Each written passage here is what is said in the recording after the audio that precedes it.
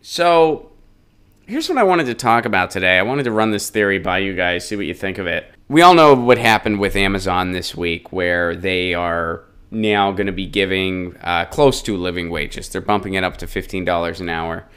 And of course, they're taking other things away. So it's not like this was at all a genuine move by Bezos, but it was something nonetheless. And it's a step in a better direction overall. And, you know, people ask a lot, and I wrestle with this question a lot, and we've wrestled with this question a lot. What do we do next? I am one of those people. I wanted Bernie Sanders to start a new party. I showed up at Convergence, the Draft Bernie conference, to try to convince him it was a good idea to start a new party, because I think that both parties are corrupt beyond repair, and I think we need a brand new party in this country. And I know that's kind of a radical notion in many ways, but you know, when you're in severe times, radical action is necessary. And you know, people disagree with me on that a lot. People are like, Ron, we haven't had a third party come to power since the 1860 and blah, blah, blah. And I'm like, okay, well, we haven't had wealth disparity to this extent since arguably ancient Egypt. So history repeats itself. Sometimes it takes a long time. So maybe we're overdue. But Bernie Sanders said no. And Tulsi Gabbard said no. So, but what do we do next? What do we do in the immediate future? And I think that answer has kind of presented itself this week. And I want to run this by you. Now, I would like to see a third party still. I'm not giving up hope that that can happen. But in the short term, what do we kind of do to try to get this country set on a better path? And what I think the answer is presenting itself slowly but surely. And I tweeted this out, so you might have seen this already. When Bernie Sanders got behind the folks at Disney, they got the wage increase. When Bernie Sanders got behind Amazon, started putting pressure on Amazon, they got the wage increase. So when you look at what happened post-Great Depression when we got FDR, there was a very strong labor movement in the country at that time, and they were pissed. There were also communist and socialist parties that were loud. So FDR essentially went to his rich friends and said, you're either going to give a little bit up or you're going to lose everything. Choice is yours. And FDR then instituted Social Security, weekends, and we had a strong labor movement for 40 years. That's what needs to happen again. In the short term, I think that what needs to happen, I think that the answer lies outside of electoral politics. And that's part of the reason why I started a task force for municipal internet in my community. I think what needs to happen next is a rise in labor and a rise of cause-based coalitions. Basically, what Gail McLaughlin did in California, in Richmond, California, that needs to happen everywhere in the country. And that's not an impossible task. Labor needs to rise up. And big time. And somebody like a Bernie Sanders leading the way. Somebody like a Tulsi Gabbard leading the way. They can do that. That is a doable task. So I think that that's the answer. And I know that there's... And as far as the electoral politics side goes, that could lead to... Some of you guys are saying Labor Party. That could lead to a Labor Party, yes. And I'd be supportive of that. And in the meantime, you know, I'm of the persuasion... I support progressives wherever they're at. If they're trying to dem-enter, I applaud them for attempting, and I will support them with my vote. If they're running as Greens, I will support them with my vote. If they're running as independents, I will support them with my vote. You know, basically, if I think you're a good candidate and I think you're the right candidate, I'll vote for you. If I don't think you're a good candidate or the right candidate, I won't vote for you. If I don't think there's anybody I can justify voting for, I will leave that area on the ballot blank. Because, like Eugene Debs said, I'd rather vote for something I want and not get it than vote for something I don't want and get it. That's where I'm at. So I think that the answer is outside of electoral politics, at least in the short term. And what we should really be focused on is building coalitions in our communities, acting locally, and supporting labor. That's why every strike is important. Every strike is huge. Every strike matters. And that's why other countries have the infection of neoliberalism too. But they don't have it to the extent we do, because when these corporatists get into office, they know they can only get away with so much, because otherwise people are going to strike. Otherwise people are going to protest in the streets. Otherwise people are going to come out for their cause, and they're not going to take it. That's how you get a better country. That's how you get single payer. That's how you get living wages. That's how you get tuition-free college. So that's what I think needs to happen. It's got to happen outside of electoral politics at this point, and it's got to happen from the ground up, from the bottom to the top. And that's why, I'm trying to do my part.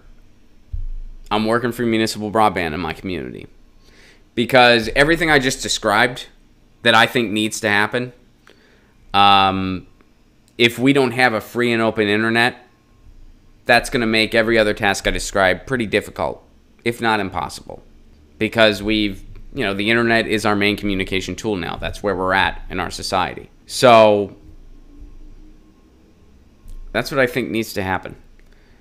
And, I've been pondering that for a while, what we need to do. And I feel, when you have such a broken, corrupt system on the electoral politics level, you really need to think outside the box. And now I'm not saying that it's great that more progressives are running for office. I think that's a good thing. I will support them with my vote. But I think that we really got to think outside electoral politics more so than usual. And we got to think progressive coalitions. Now, some of those coalitions can involve running for office on the local level. School board, city council, mayor, etc. But if everybody did what Gail McLaughlin did in Richmond, if that happened, and in fact, you know what? Screw it. Not even in every community in the country, in half the communities in the country, we'd be having a totally different conversation right now. Totally different. If we had a strong labor movement and a unified labor movement similar to what we had post Great Depression, we'd be having a different conversation right now. We need to have a government that bends the knee to the people, not people that bend the knee to the government.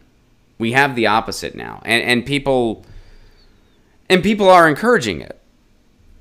On a daily basis, I'm subtly pressured by people on Twitter, by people on different shows, to just bend the knee and say, well, the Democrats, lesser than two evils, we got to do it. And that's not the way it should work. Let me see what you guys are saying. Do you guys disagree with me? Agree with me? Peter Griffin, big fan of your work on Family Guy, Mr. Griffin. Just think, 11 Democratic senators are still undecided on Kavanaugh. Manchin, Heidkamp, McCaskill, Donnelly, and Coons are leaning yes. Yeah, I mean, again, blue no matter who empowers Trump. These people that are like, well, we gotta stop the Republicans. Okay, well, guess what? Just blindly voting for any Democrat, especially those that are just going to vote with the Republicans, that doesn't stop them. That helps them. Elephants on Coke. The lesser than two evil. Okay, your girlfriend's parents like the lesser than two evil. Most people's parents do. Most people's parents do. Chris Wynn, the only thing, an angry and organized working class was the only thing that threatens the 1%. Exactly. Exactly. We got medicinal pot and legal pot in Massachusetts from our own hard work. That's the only way we got it anywhere. Again, that's another example of a movement succeeding. Disney got their living wages. Amazon got their living wages, at least comparatively speaking. The problem's not solved, but we're at least taking steps in a better direction. Movements are the only way anything has changed in this country in years. The only reason single payer is even on the peripheral in my state of California is because of a nurses coalition. Not because of anybody in office, but because of the nurses who were lied to and deceived. And then when they protested, they were told to shut the fuck up and get out by the Democratic establishment in California. But that's the only reason single payer is talked about. Not because of anybody in office. Because of a coalition of nurses. That's why. The only reason we have medicinal pot in this country is because of all the organizations that have been organized for years in fighting our archaic drug laws. That's why. So movements are the key. These two parties are just two wings of the same bird, Frederick says. Watson says, how did voters in the 1800s start a new party and won election? Was their horse faster than throttled internet? Probably, yeah. I mean, hey, if the ISPs have their way, then yeah, that horse will be a hell of a lot faster. I look at it this way. If we... Let's say a new party started, which I do want to see happen.